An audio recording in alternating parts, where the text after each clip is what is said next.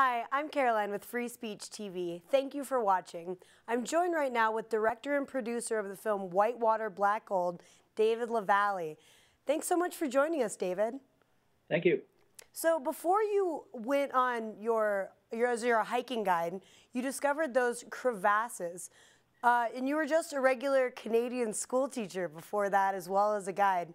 So what's it like to transition from outdoor enthusiast to energy reform activist? Well, I guess it's kind of a process that came to me as a result of an epiphany. I was actually working as a hiking guide in the summers in the Canadian Rockies, and as a hiking guide, you're on the front lines of climate change. So you're seeing different things like glaciers receding, snowpacks changing, and things like that. And you don't really think to ask a question until something happens. So for me, it was watching the film and Inconvenient Truth and finding out for the first time about climate change and how incredibly serious of a problem it is, and then piecing that together with what I was seeing in my natural environment, glaciers that are moving at a pace that is anything but glacial and that kind of thing, and from there I started to educate myself, find out more. I learned how to become a filmmaker, networked with people who were really competent, and cast off on a journey. And basically, the thing that drove me on this journey was finding out that where I worked was connected in the Columbia ice fields, was connected by a river to this huge environmental disaster unfolding upstream. Yeah. And here in the U.S., we actually know about the Keystone XL. It's been getting a lot of press lately. And the Obama administration said that it won't be making a decision or saying anything about it until June at the very earliest. So up in Canada, it's actually a very different situation. Tell us more about that. Yeah, so pipelines are, the tar sands, they need pipelines to grow. They just can't grow without them. And so if we are to tackle climate change, we kind of need to tackle pipelines, because these pipelines are filled with something that is not oil in the conventional sense of the word. It's unconventional bitumen. Bitumen is kind of like the poor inbred cross-eyed cousin of oil. It's way more carbon intensive than regular oil and way more environmentally damaging. And so the pipelines that are being proposed, Keystone XL is one of them.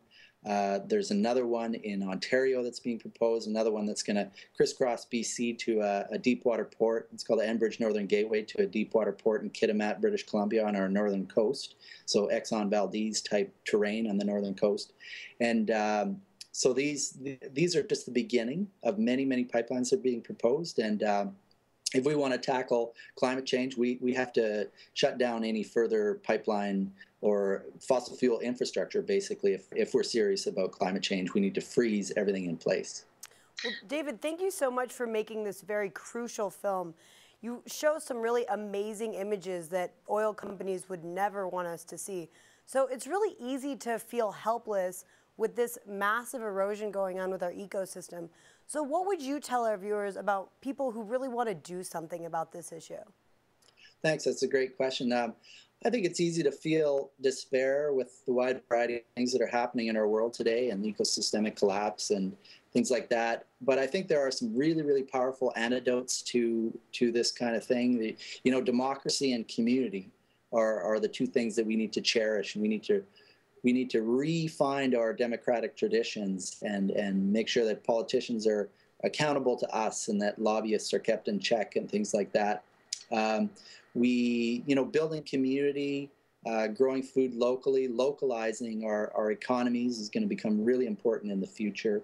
In terms of spreading the word, well, my film, for example, is a very in-depth look at climate change and tar sands and those kinds of issues. So doing community screenings of this and other films is all different kinds of things that we can do to shift this. Well, thank you so much, David Lavallee. We really appreciate your film. And if you want to find out more about hosting a community screening in your town, check us out at freespeech.org. Thank you.